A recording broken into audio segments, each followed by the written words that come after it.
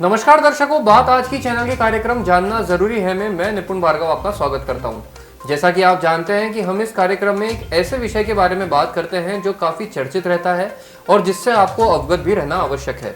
तो आज इसी कड़ी में हम जानेंगे एक ऐसे विषय के बारे में जिसे सुनकर आप सभी को अपना बचपन भी याद आ जाएगा और आपको जिसके बारे में जानकर हैरानी भी होगी। आज हम बात करने वाले हैं कॉटन कैंडी के बारे में, जिसे हम गुड़िया के बाल भी कहते हैं।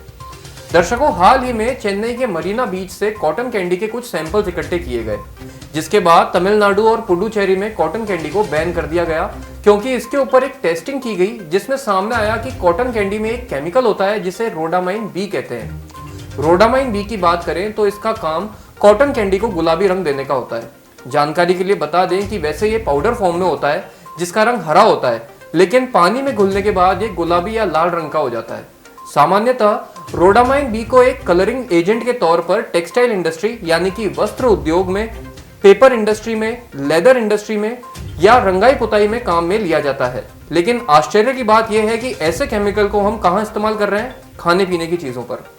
अब इससे होने वाले नुकसानों की बात करें तो ये हमारे मस्तिष्क के सेरिबेलम टिश्यू को काफी हानि पहुंचा रहा है, जिससे बोलने में दिक्कत होना और हाथ पैर के मूवमेंट के कोऑर्डिनेशन के बिगड़ने जैसी समस्याएं हो सकती हैं। इसके अलावा कैंसर जैसी घातक बीमारी भी इस केमिकल के दुष्परिणामों में से एक है।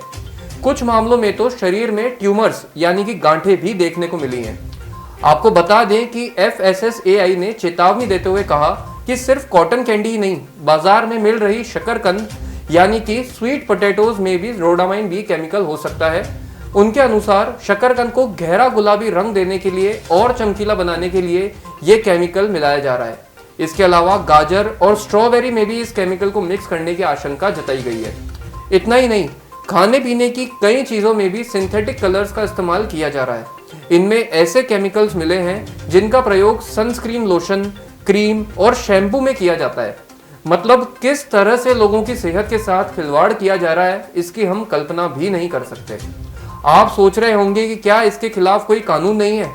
तो आपको बता दें कि IPC की धारा 273 के अनुसार खाने पीने की चीजों में मिलावट करने पर केवल 6 महीने की जेल या फिर 1000 रुपए, जी हां, मात्र 1000 रुपए का जुर्माना या दोनों हो सकते हैं।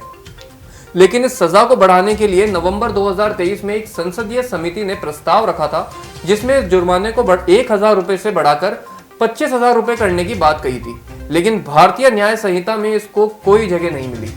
बात करें कुछ आंकड़ों की तो 2021-22 में फूड रेगुलेशन एक्ट 2006 के तहत 1,44,345 सैंपल्स की जांच की गई थी, जिसमें से 32,934 असुरक्षित और एकदम घटिया क्वालिटी के मिले थे। इनमें से 19,437 मामलों में जुर्माना लगाया गया था और 671 मामलों में आरोपियों को जेल और जुर्माना दोनों की सजा हुई थी। तो दर्शकों, अंत में हम उम्मीद करते हैं कि सरकार इस ओर ध्यान दे और सजा के प्रावधान को बढ़ाए। आशा करते हैं कि आपको आज का ये कार्यक्रम पसंद आया होगा। धन्यवाद।